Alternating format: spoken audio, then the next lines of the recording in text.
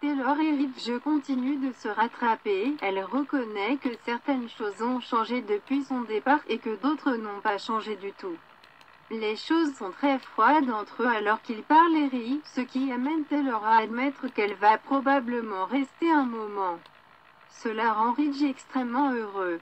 Et c'est toujours bien d'avoir une ex-femme avec vous lorsque vous avez des problèmes avec votre conjoint actuel, n'est-ce pas? C'est agréable de sortir de l'état d'esprit de soi et d'être là pour les autres, dit Taylor, disant à Ridge à quel point elle aimait pouvoir aider les gens. Non pas que ce soit une nouvelle pour lui. Tu es altruiste, sourit-il. Tu as toujours été altruiste. Mais elle dit que cela n'a pas toujours été vrai et que même sa raison de rentrer à la maison est égoïste. Elle a des années pour renouer avec ses enfants et petits-enfants. Il était temps que je rentre à la maison, dit-elle, et il est content qu'elle reste un moment parce qu'elle le rend heureux. Il parle de Thomas, Ridge admettant qu'il surveille de près leur fils, d'autant plus qu'il travaille avec eux, l'ancien objet de son obsession. Taylor est soulagé, mais Ridge dit que Thomas a été guéri avec l'aide de sa mère. Une chose qui inquiète toujours Taylor, pourquoi Douglas ne vit-il pas avec son père?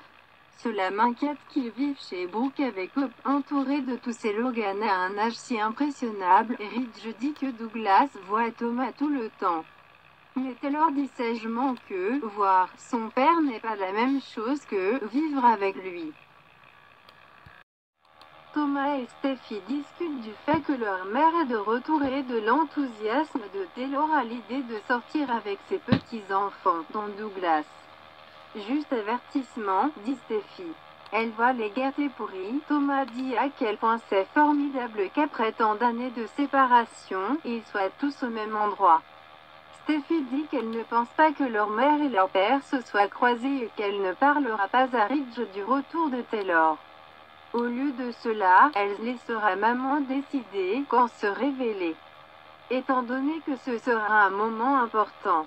Quand Thomas demande pourquoi, elle dit qu'elle a le sentiment que leur mère aime toujours beaucoup leur journée.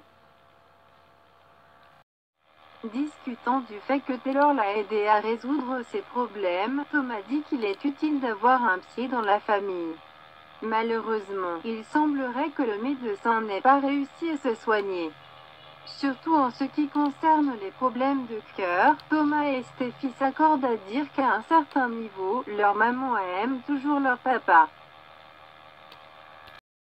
Brooke admet à Cathy qu'elle est prise entre un rocher, Hope de vouloir son père dans sa vie, et un endroit dur, Ridge refusant d'accepter que Deacon ait pu changer.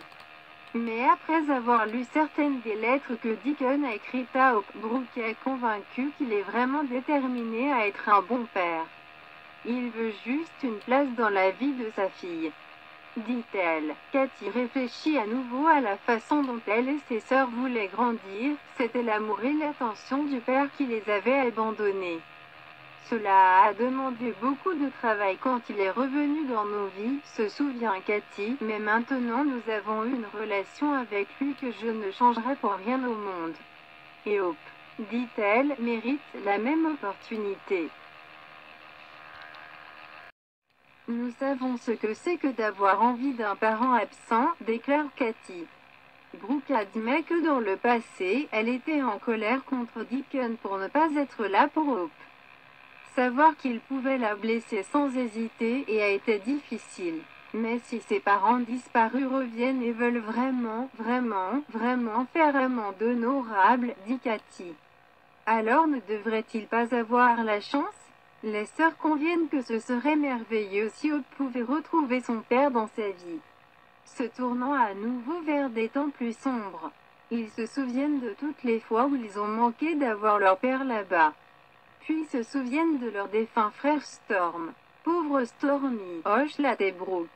Nous nous sommes tellement appuyés sur lui. Ils l'ont forcé à assumer un rôle de gardien, dit Cathy, parce que leur père les avait abandonnés. Si Hope a une chance de tirer un autre coup avec Deacon, alors ses blessures peuvent guérir, insiste Cathy.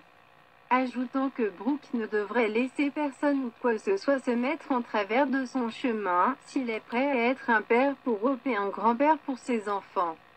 Je dis que c'est quelque chose que vous devriez célébrer, Brooke est d'accord. Si seulement Ridge pouvait le voir de la même manière. Brooke insiste sur le fait qu'elle et Hope n'ont pas de hier, mais elles veulent donner une chance à Deacon. Ce n'est pas comme s'il était à la hauteur de ces vieux trucs profitant des gens.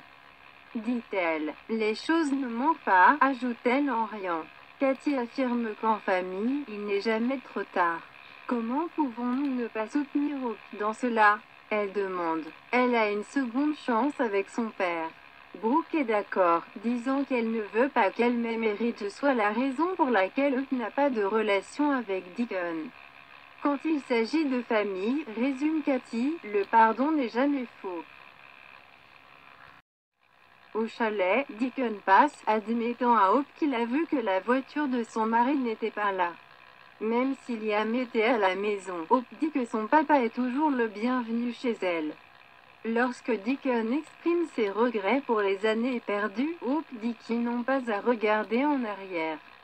Au lieu de cela, ils peuvent se concentrer sur ce qu'ils construisent maintenant.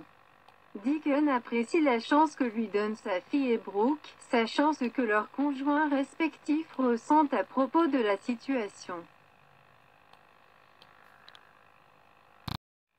Deacon se rend compte qu'il est tombé sur Hope en train de regarder une vidéo d'arts martiaux et elle dit que c'est un cours d'autodéfense qu'elle a suivi.